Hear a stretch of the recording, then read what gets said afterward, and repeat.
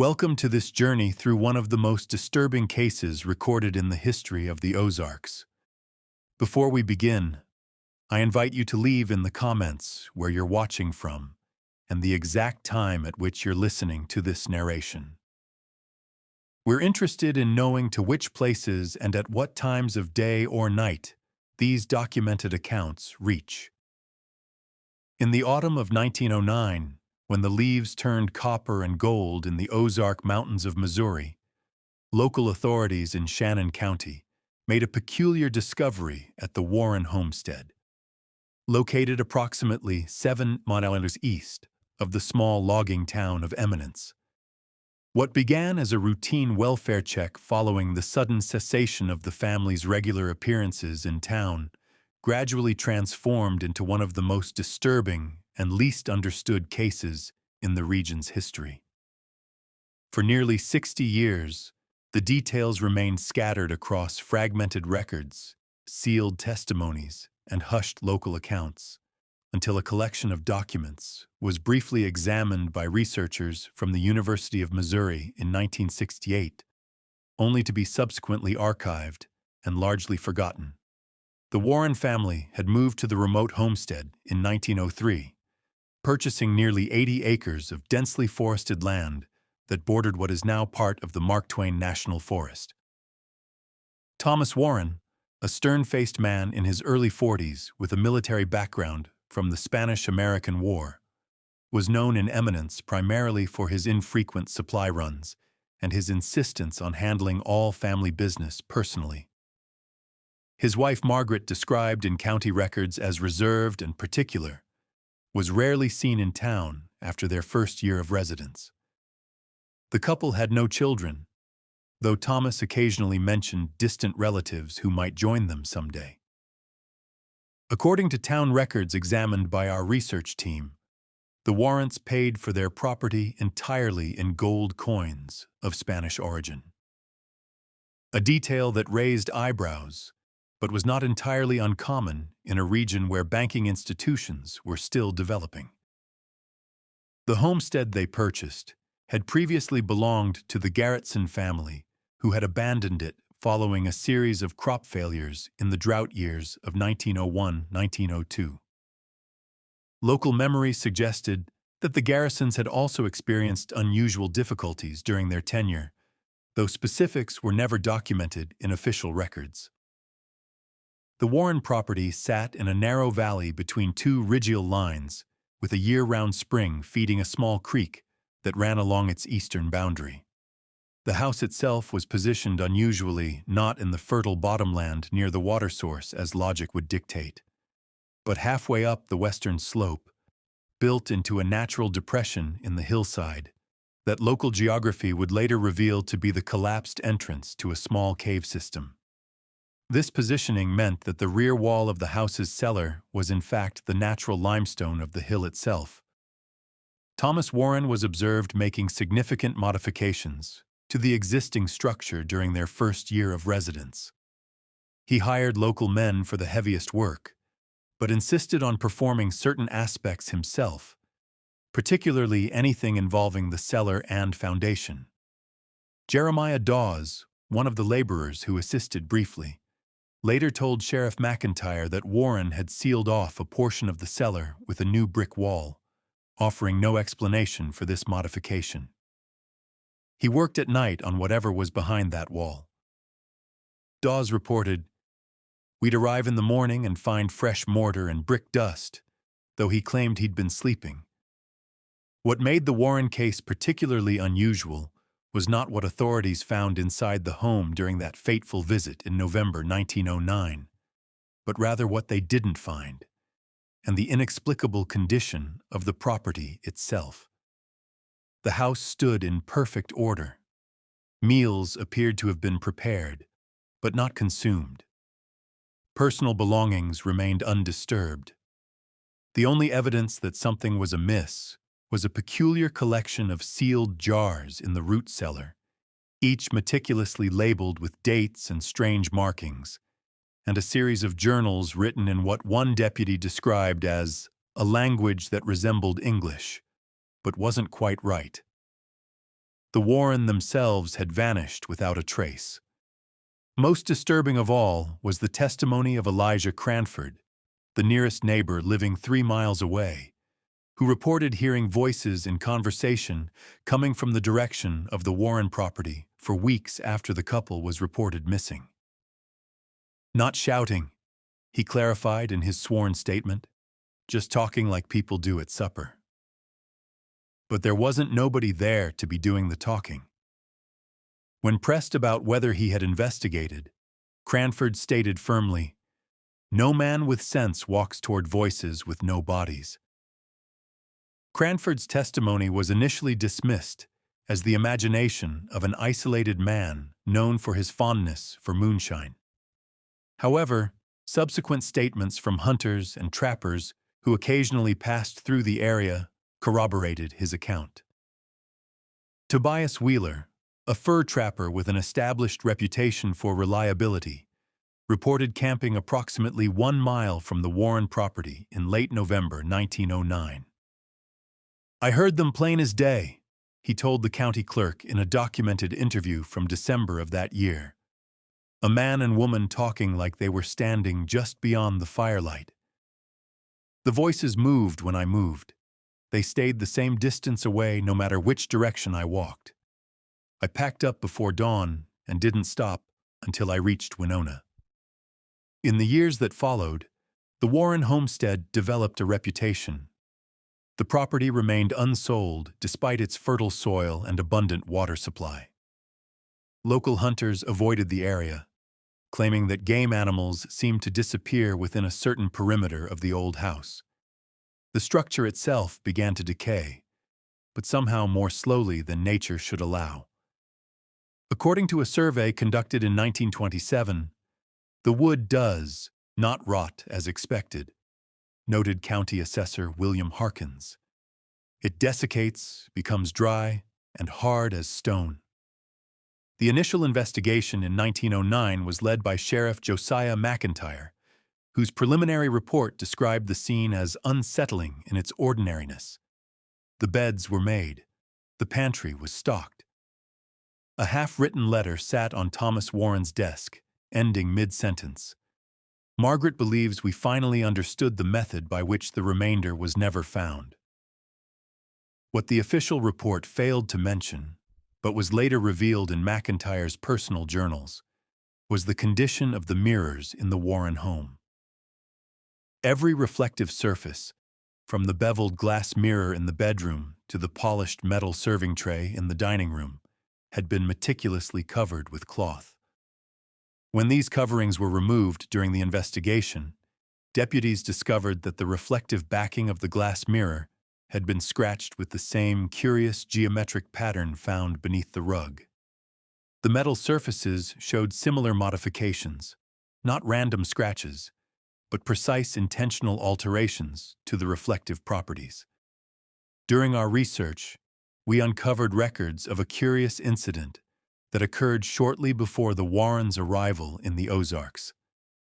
Thomas Warren had previously worked as an acquisition specialist for a private collector in Boston, a man named Thaddeus Blackwood. According to employment records from Blackwood's estate, Warren was dispatched to various locations to obtain items of historical and anthropological significance. His final assignment before resigning his position was to the Oklahoma Territory in 1902, where he was tasked with acquiring Native American artifacts from the region. Further investigation into Blackwood's background revealed a man obsessed with what he called threshold artifacts, objects purportedly capable of bridging different states of reality. His collection included items from various indigenous cultures around the world, all sharing similar geometric motifs and all associated with local legends involving transitions, passages, or doorways. Blackwood's academic credentials were questionable, but his wealth allowed him to pursue his interests without institutional oversight. His correspondence with various scholars of the period reveals a man gradually moving from legitimate antiquarian interest to increasingly esoteric and fringe beliefs. What Warren found in Oklahoma Territory was never officially documented, but correspondence between Blackwood and Warren suggests a significant disagreement about a particular object. In the last letter from Blackwood to Warren, dated January 1903, the collector wrote, "Your refusal to surrender the artifact constitutes theft. Your claims about its properties are the ravings of an unsound mind. Return what is mine, or face the consequences." 3 months later, Thomas and Margaret Warren purchased their isolated property in the Ozarks, paying in gold coins. Our research team located banking records showing that Thomas Warren withdrew his entire savings from a Boston bank in February 1903. The withdrawal was made in a person, but was flagged in the bank's records as unusual due to Warren's agitated state and insistence on gold rather than banknotes. The teller's notation indicated that Warren claimed to be departing on an extended journey and expressed concern about being followed. The most troubling aspect of the Warren disappearance was how methodically all traces of their specific activities had been removed from the property. Sheriff McIntyre noted that while personal items remained, anything that might indicate their daily routines or interests had been systematically eliminated. No books remained on their shelves, though the shelves themselves showed evidence of having been full. No photographs were found, despite an expensive camera among their possessions. The root cellar contained preserved foods, but also dozens of those strange sealed jars, filled with what the initial report described only as unidentifiable organic material suspended in clear fluid. One deputy, James Holbrook, described finding a peculiar design carved into the wooden floor of the Warren bedroom, hidden beneath a heavy rug. Geometric in nature with a precision that seemed almost machined rather than hand-carved, he wrote. The center of the design showed significant wear, as though someone had stood in that exact spot repeatedly. Holbrook included a rough sketch of the pattern in his notes, but the original document was damaged in a courthouse fire in 1921, leaving only fragments of the drawing intact. These fragments, when compared to similar designs documented in Blackwood's collection, show striking similarities to what anthropologists now classify as entoptic phenomena. Geometric patterns that appear universally in the visual hallucinations associated with altered states of consciousness across cultures.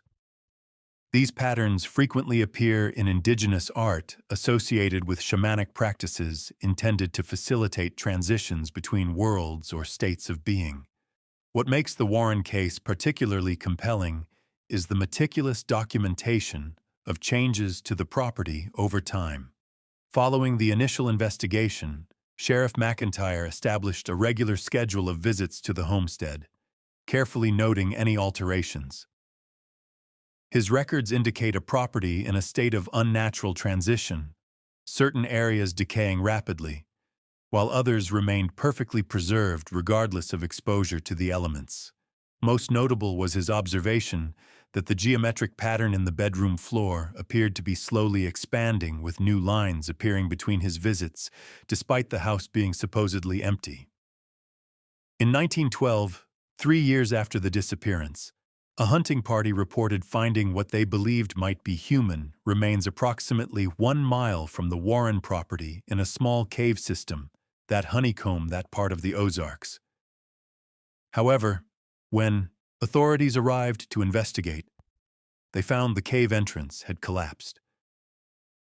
Attempts to excavate were abandoned after workers reported hearing what they described as whispering from inside the rock itself.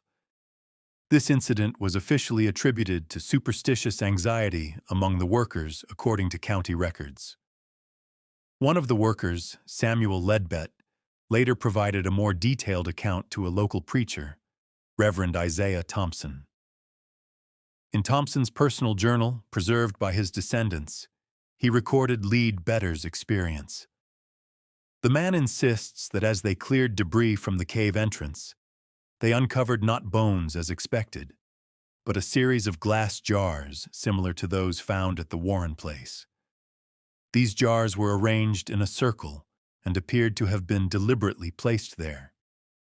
As the workers removed the surrounding stone and soil, Ledbetter claims the contents of the jars became agitated, moving of their own accord within the sealed containers. Shortly thereafter, the whispering began. Not from the cave interior, as reported to authorities, but from the jars themselves. The cave collapse that halted the excavation occurred when Ledbetter, in a panic, struck one of the jars with his pick, shattering it. He described the released contents as like smoke, but moving with purpose.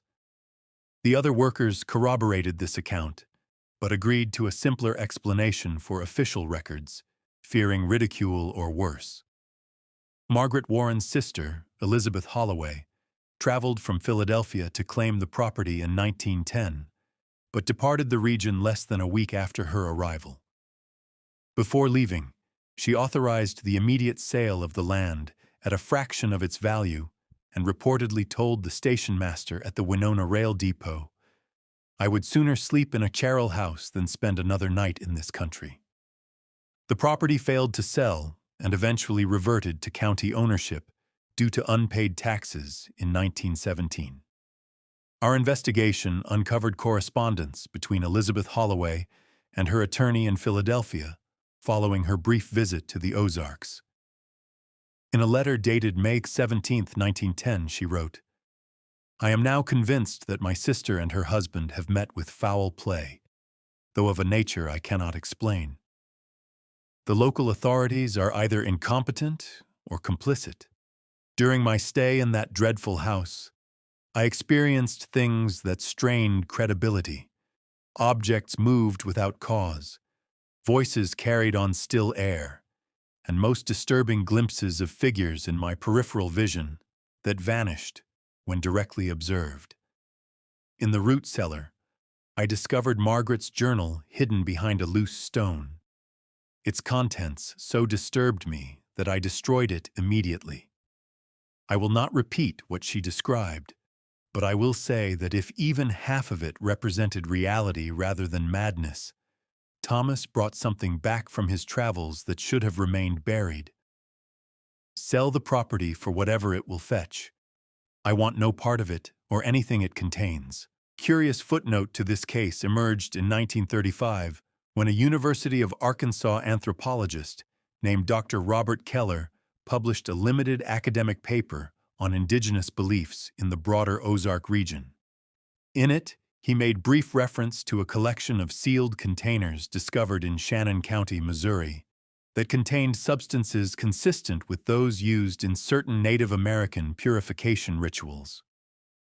Keller noted that such materials were traditionally used to trap malevolent influences and were typically buried at the boundaries of tribal lands. His paper speculated that the jars found in the Warren cellar might represent a misguided attempt to adopt these practices. The paper was poorly received by his colleagues and was never formally published. Dr. Keller took a leave of absence shortly thereafter and did not return to academia. Our research revealed that before his academic career, Keller had spent time as a missionary among various tribal communities in Oklahoma Territory between 1900 and 1905, potentially overlapping with Thomas Warren's time there.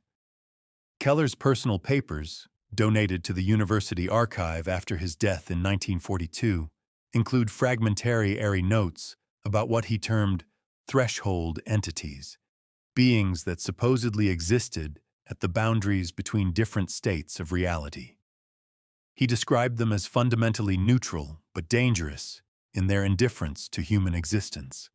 Keller's notes suggest that certain indigenous practices were designed not to communicate with these entities, but to establish and maintain boundaries against them.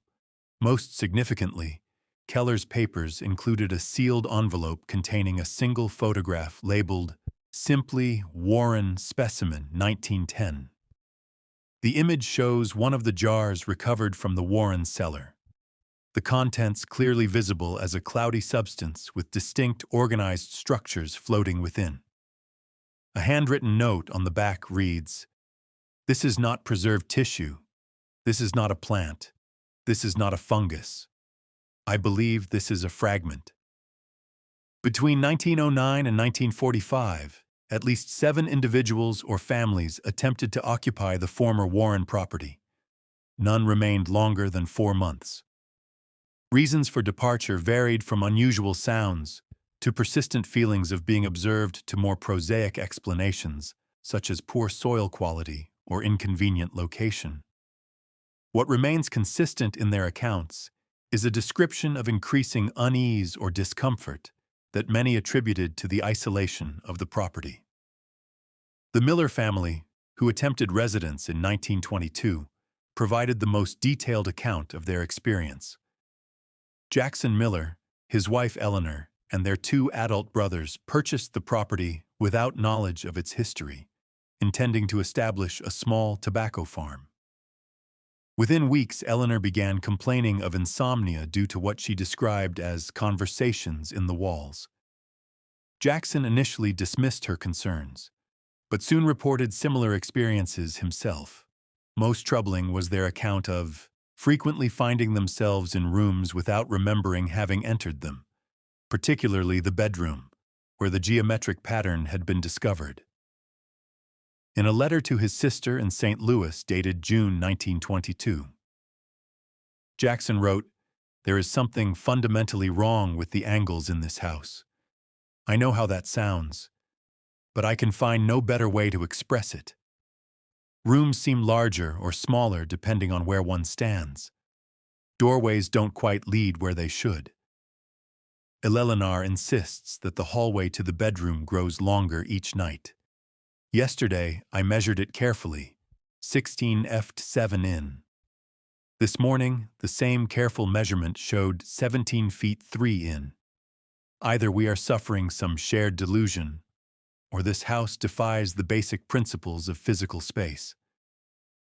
The Millers abandoned the property in July 1922, leaving most of their possessions behind. Jackson's final letter to his sister, never previously published and discovered in our research, contains a disturbing account of their final night in the house. "We have seen them, the previous occupants. They stand in corners, in doorways, always at the periphery of vision. When directly observed, they seem to fold somehow, not vanishing, but receding into spaces that shouldn't exist. They are trying to show us something, a method, a process. Eleanor believes they want us to follow them. We are leaving at first light. Whatever the Warren discovered, whatever transformed them. We want no part of it. Burn this letter after reading." The last family to attempt residence was the Peterson family in the summer of 1945. Harold Peterson, his wife Ruth, and Ruth's elderly father purchased the property at auction, unaware of its history. Within weeks, Ruth began complaining of someone moving things when we're not looking. Harold reported waking to find his father-in-law standing motionless in corners of rooms at night, though the elderly man had no history of sleepwalking or confusion. In September of that year, Harold Peterson arrived in Eminence alone, appearing disoriented and unable to clearly explain where his family members were. When authorities accompanied him back to the homestead, they found it empty. Ruth and her father were never located. Harold Peterson was briefly held on suspicion of foul play, but was released due to lack of evidence.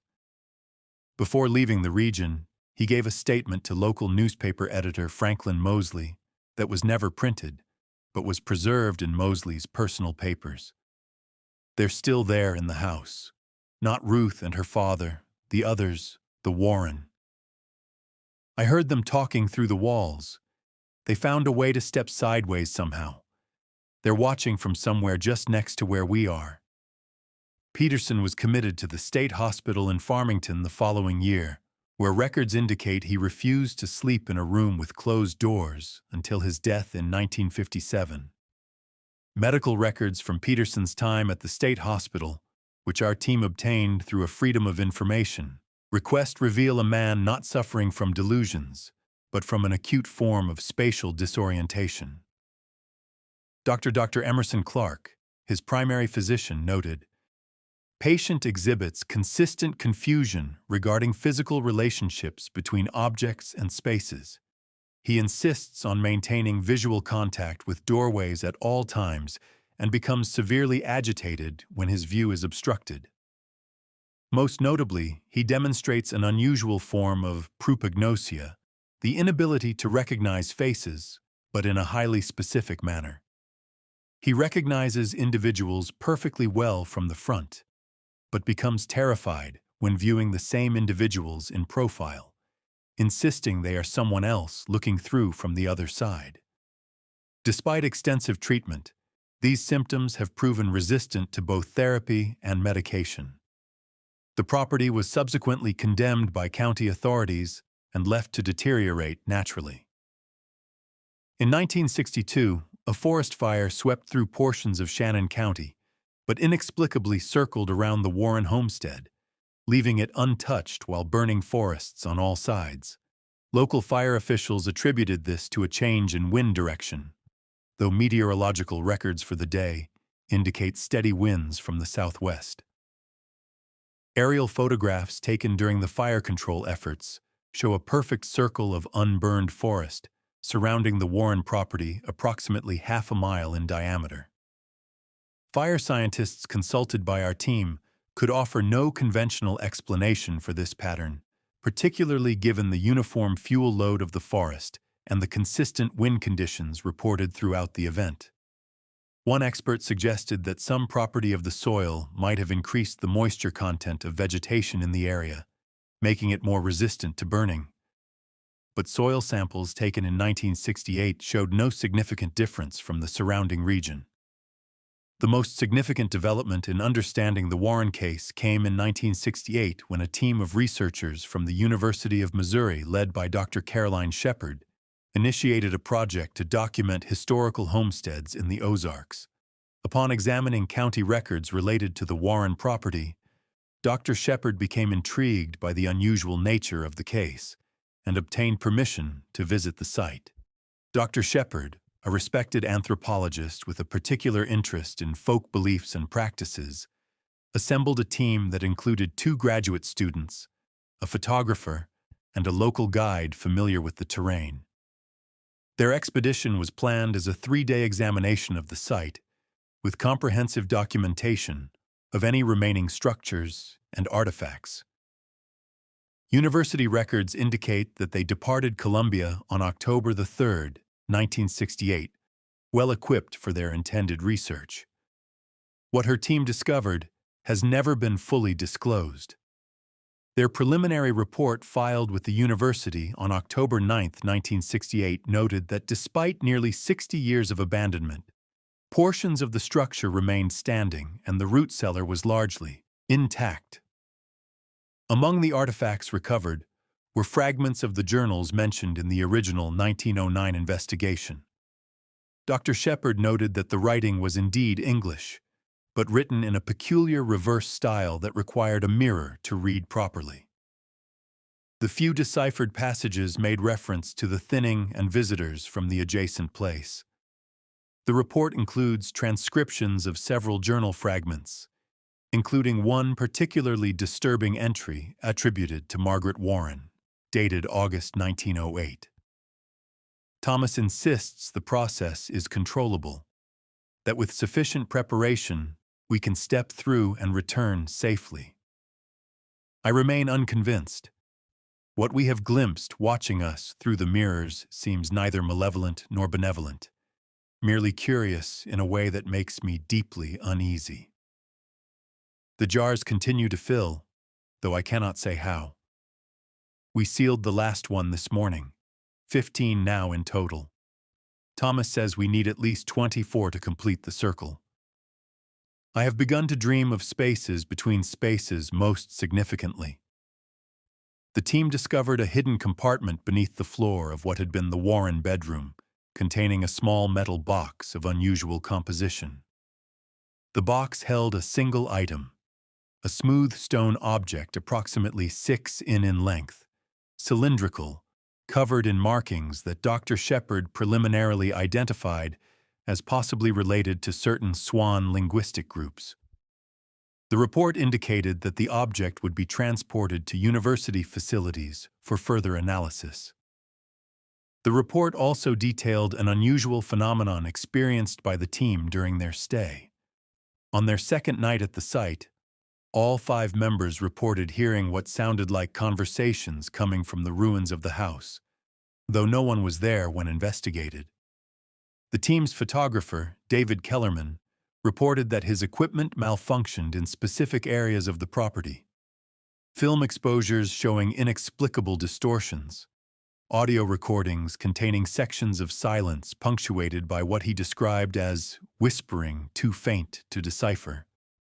Most disturbing was Dr. Shepard's account of finding one of her graduate students, Michael Collins, standing motionless in the remains of the Warren bedroom at approximately 3:30 a.m., facing the corner where the geometric pattern had been documented. When approached, Collins reportedly turned to Dr. Shepard and asked, "Do you see how the angle opens if you look at it correctly?" He had no recollection of the incident the following morning. 3 weeks after filing this report, Dr. Shepard requested an immediate leave of absence from the university. Her team's materials were placed in storage pending her return, but she never resumed her position. Attempts to locate her by university officials were unsuccessful. The artifacts recovered from the Warren property, including the stone object, were listed in the university's inventory, but were reported missing during a routine audit in 1969. The remaining documentation was archived, and the investigation was effectively abandoned. Our research team located Michael Collins, now a retired English professor living in Portland, Oregon. His recollection of the expedition remained vivid despite the intervening decades. "We should never have stayed overnight," he told us in a recorded interview. The place had a wrongness to it that's difficult to articulate. Distances seemed inconsistent. Sounds didn't travel normally, and there was a persistent sense of being observed from just outside your field of vision. When asked about the incident, Dr. Shepard reported, "Collins became visibly uncomfortable. I have no memory of standing in that room. What I do remember is the dreams that started that night. Dreams of a place that was almost but not quite the clearing where we were camped. In this place, everything was slightly wrong. Trees bent at impossible angles, colors that had no names, and there were figures there watching. They looked human until they turned sideways. Then they weren't." Collins confirmed that the team had indeed found the stone artifact described in the report. It was warm to the touch, he recalled, even though it had been buried in cold earth for who knows how long, and the markings, they seemed to shift slightly when viewed from different angles, revealing new patterns. Dr. Shepard became obsessed with it immediately. She would stay up late making drawings of it from different perspectives, claiming that the full pattern could only be understood when all possible views were compiled. The last time I saw her, she showed me her composite drawing, a geometric structure that seemed to fold in on itself impossibly. She claimed it was a map of sorts, though to where I couldn't say. In a curious postscript to this phase of the story, a librarian at the university recorded receiving a package from Dr. Shepard in December 1968 containing only a handwritten note that read, "Some doors once opened cannot be closed." The Warren understood too late. I understand now. The note was filed and forgotten until our research team uncovered it, while examining records related to the case. Further investigation revealed that Dr. Shepard's vehicle was discovered abandoned on Forest Service Road 317, approximately 4 miles from the Warren homestead site. On November 12, 1968, her personal effects remained in her university office, including several notebooks containing her research on the Warren case. These notebooks, which had never been properly examined, contained detailed drawings of the geometric patterns found at the Warren homestead, alongside similar designs documented from various indigenous cultures worldwide. Dr. Shepard had annotated these comparisons extensively, developing what appeared to be a theoretical framework for understanding them as representations of non-Euclidean spatial relationships, essentially maps of ways to transition between different states of space. Her final notebook entry, dated November 10, 1968, reads, "The Warren were attempting to create a controlled gateway using the object as a key and the pattern as a lock. The jars contained fragments of the boundary itself, pieces of the membrane between here and elsewhere, harvested through the initial partial openings they achieved. Thomas believed that with a sufficient quantity of this substance properly arranged, they could stabilize a transition point indefinitely. What they failed to understand was that the boundary once breached begins to erode naturally. They didn't need to complete their ritual. They only needed to wait.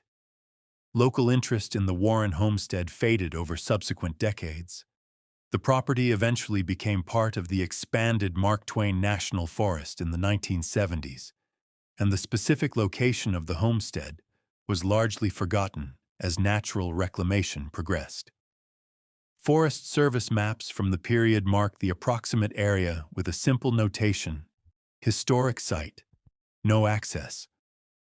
Occasional reports of unusual experiences in that section of forest continued, though rarely documented officially. In 1983, a group of hikers reported becoming disoriented in an area that matched the approximate location of the Warren property. Though experienced outdoorsmen equipped with proper maps and compasses, they found themselves unable to navigate effectively, walking for hours, only to return repeatedly to the same clearing. One member of the party described finding a set of stone steps leading into the hillside, apparently man-made, but of indeterminate age. When the group attempted to return to this spot, they were unable to locate it again.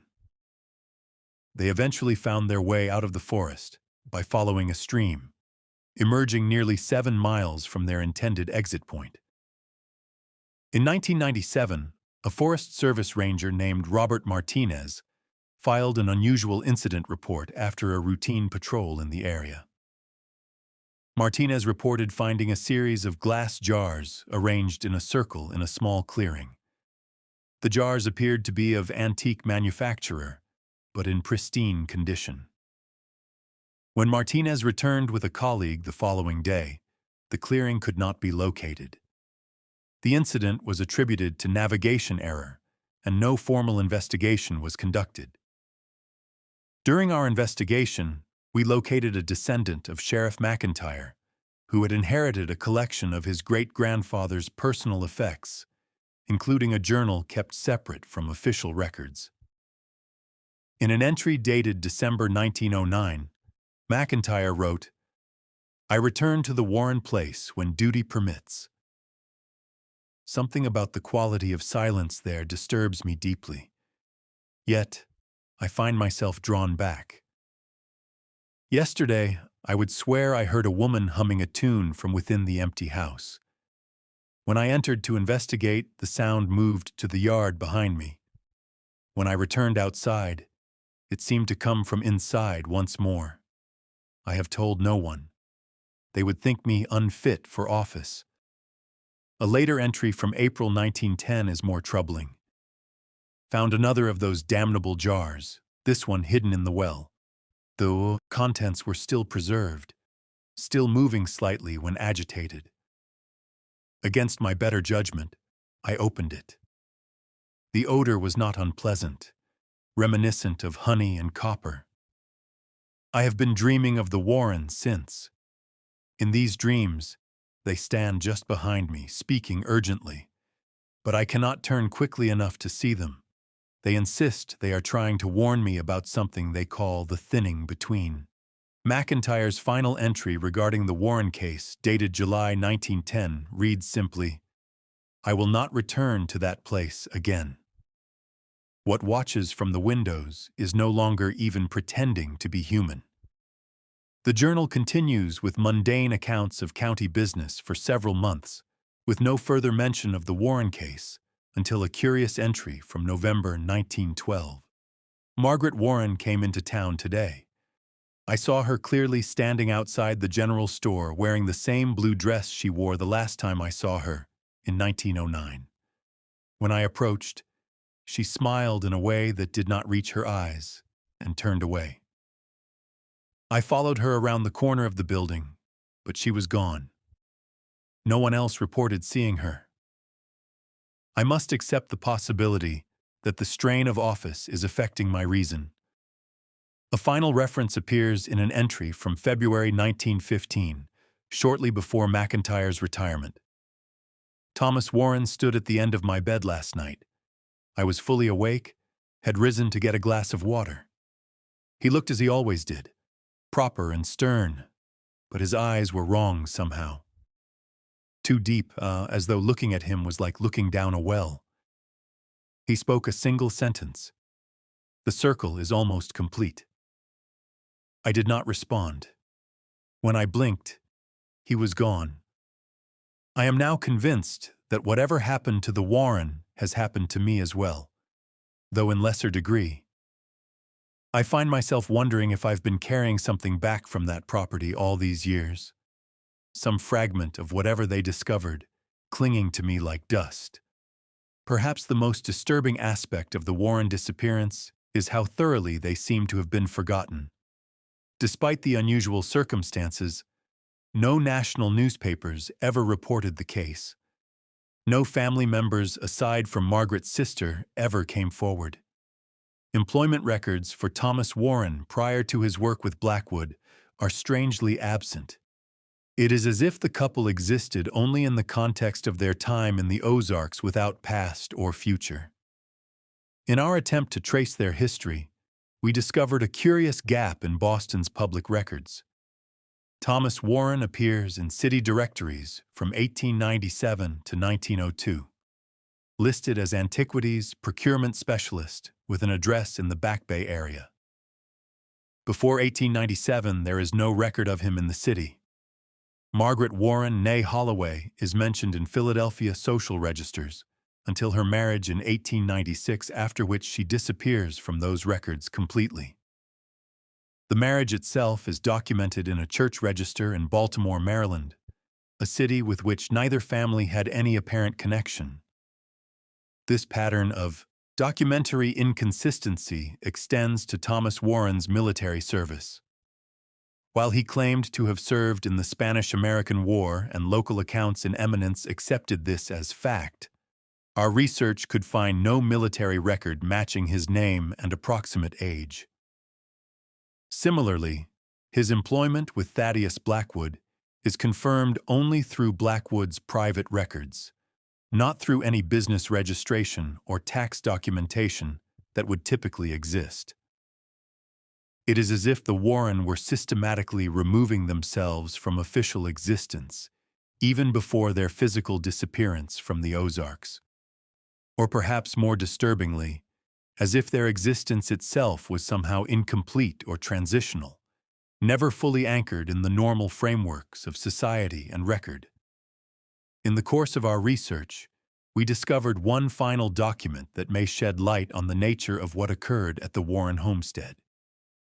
In the archives of the Oklahoma Historical Society, we found a correspondence between a tribal elder of the Osage Nation and a federal Indian Agency representative dated 1902, the same year Thomas Warren was in the territory on behalf of Blackwood. The letter warns of a white man asking questions about the speaking stones of the thin places and expresses grave concern that this individual might locate such an artifact. The letter states, "These objects were buried by our ancestors for good reason.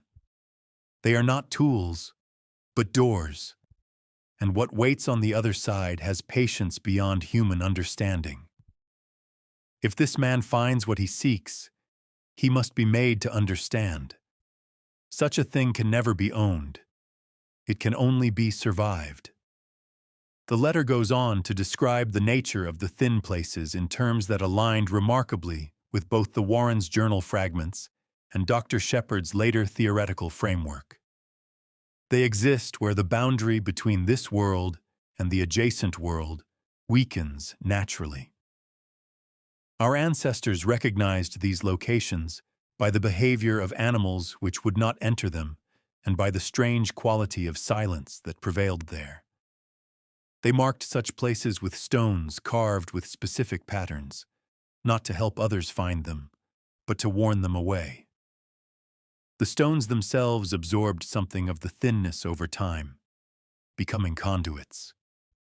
This is why they were buried in secret, separated from each other. Whether Thomas Warren found such an artifact, and whether it was connected to the strange occurrences at the homestead and the couple's ultimate disappearance, remains speculative. What we know with certainty is that something unusual occurred in that remote corner of the Ozarks, something that has resisted straightforward explanation for over half a century. In 1965, shortly before her death, a woman named Clara Jenkins, who had been a young girl in eminence at the time of the Warren disappearance, gave an interview to a local historical society. When asked about the case, she became noticeably distressed. The trouble with the Warren, she said, wasn't that they disappeared. The trouble was that they didn't stay. Disappeared. For years afterward, people would see them at a distance, standing at the edge of their property or glimpse through the trees, always watching, never speaking.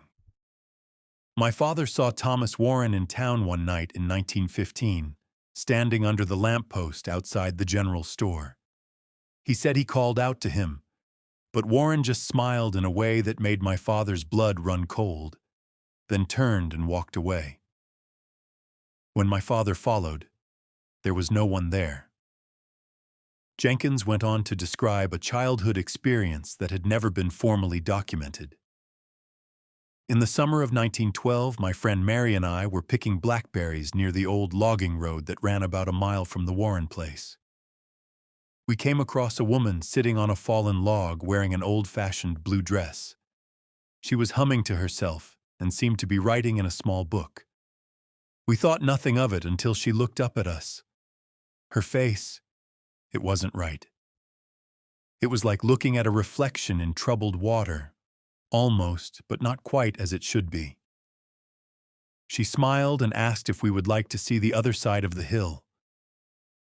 Something in her voice made us both turn and run. Later, when I described the woman to my mother, she turned white as a sheet and forbade me from ever going near that part of the woods again. It wasn't until years later that I saw a photograph of Margaret Warren and recognized her as the woman we'd encountered 3 years after she had supposedly vanished.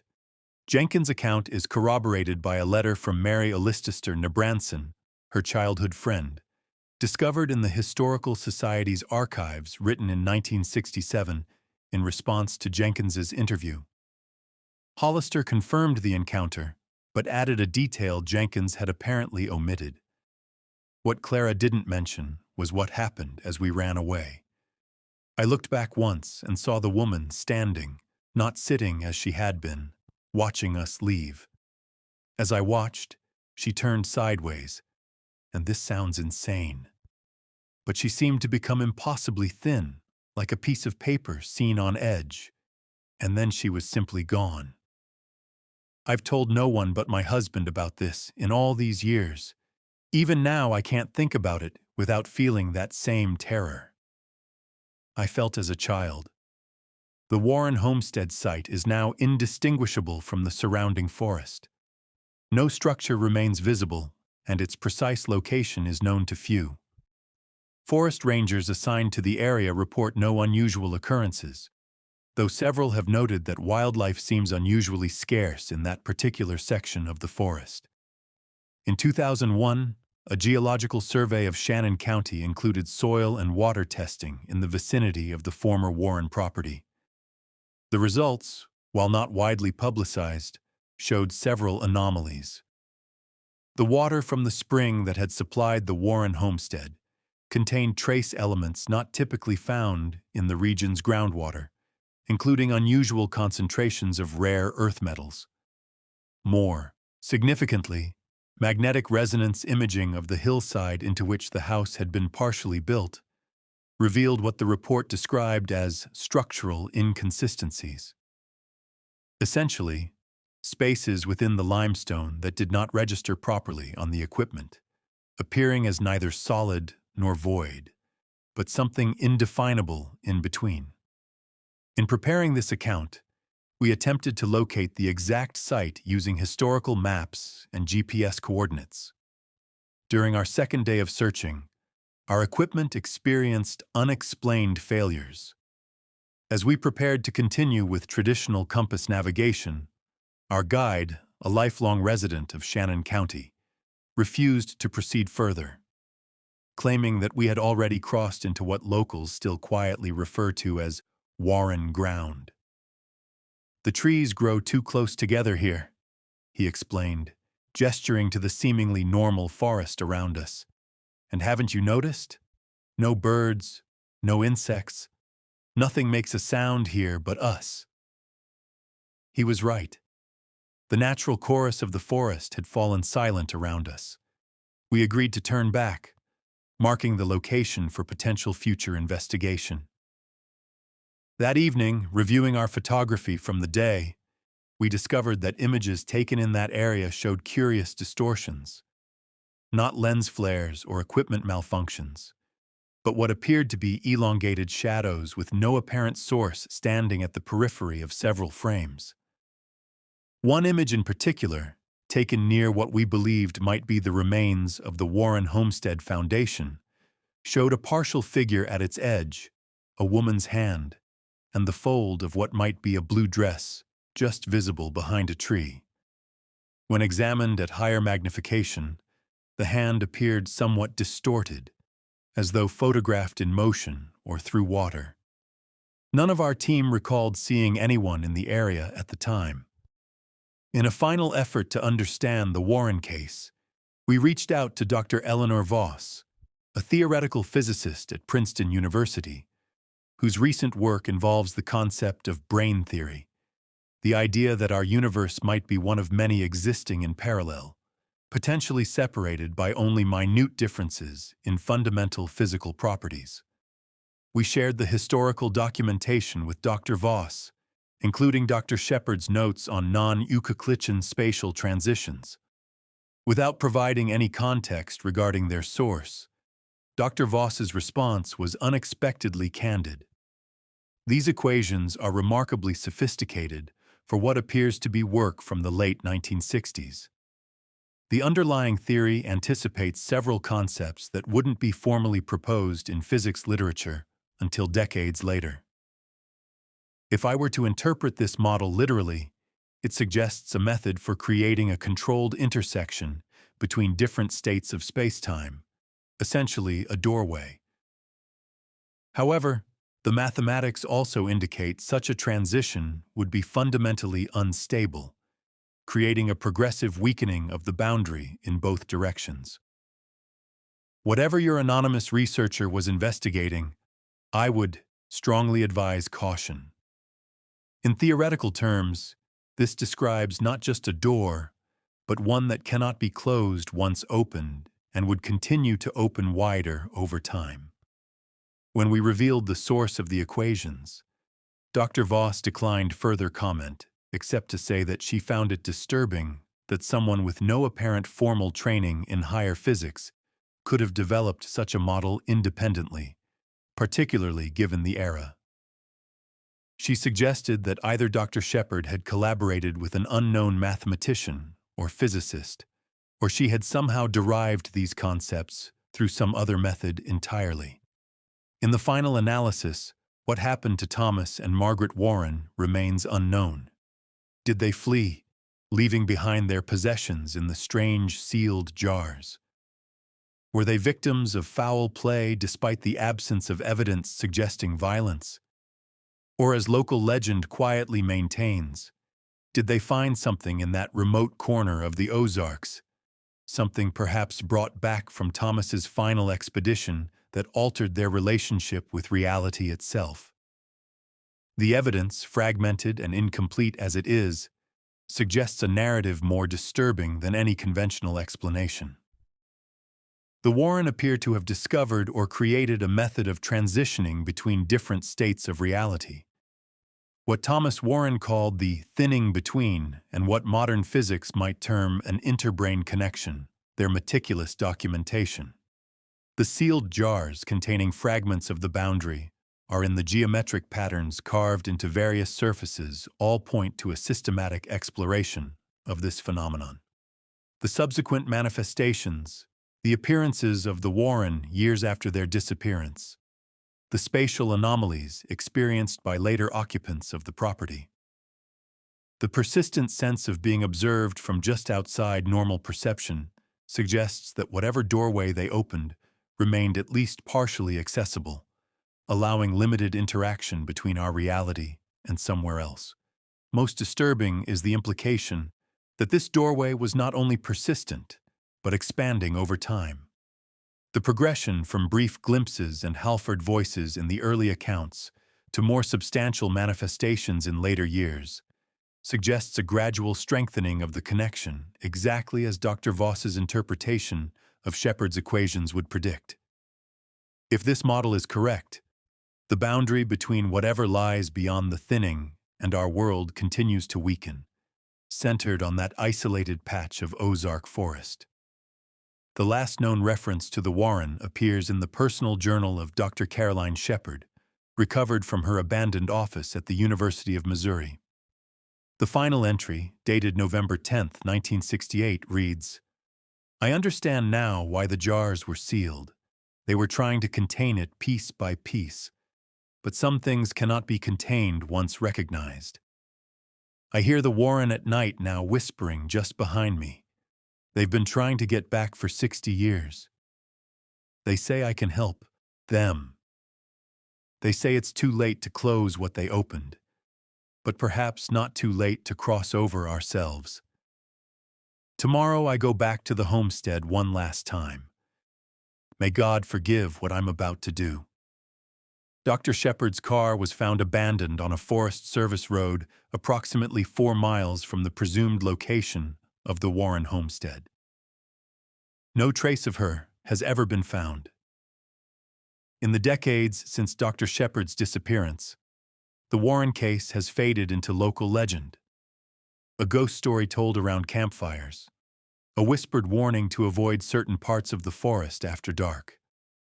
The scientific implications of what they might have discovered remain unexplored by mainstream research. The connections between their work and modern theoretical physics unexamined. Yet, the pattern continues. Between 1968 and the present, Shannon County records show at least 7 unexplained disappearances within a 5-mile radius of the Warren property's presumed location. In each case, extensive searches yielded no results. In 3 instances, personal belongings were found neatly arranged, as though the missing individuals had simply stepped away momentarily and never returned.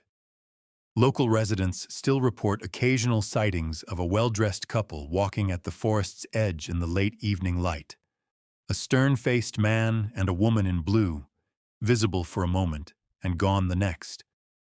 Some claim to hear distant conversations carried on the wind from uninhabited sections of the forest, or glimpse lights among the trees where no structures stand. The forest has reclaimed the physical traces of the Warren homestead, but something of their presence lingers. The boundary they breached, the doorway they opened, if the fragmented records and testimonies are to be believed, remains accessible to those who know how to look for it. Or perhaps more disturbingly, to those whom it chooses to reveal itself to. Perhaps some mysteries are best left unexplored.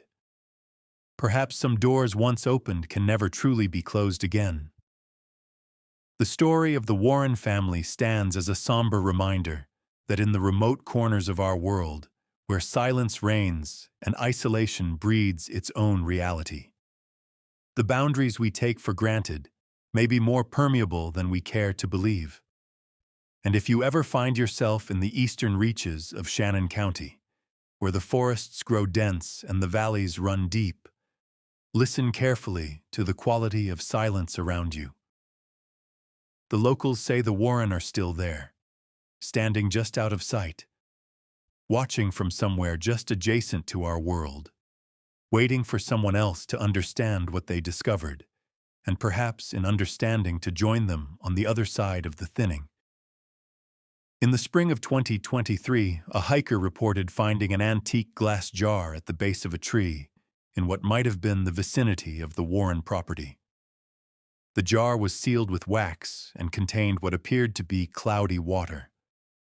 Before authorities could retrieve it, the hiker claimed to have heard whispers coming from the jar itself. Frightened, they left it where they found it and departed the area. By the time a forest ranger investigated the following day, the jar was gone. The ranger noted in his report that while searching the area, he briefly observed what appeared to be a woman in outdated clothing, standing among distant trees, watching him. When he called out to her, she turned sideways and vanished from view. The ranger attributed the sighting to a trick of light through the forest canopy.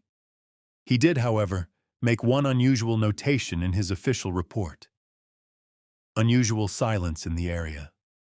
No wildlife observed or heard.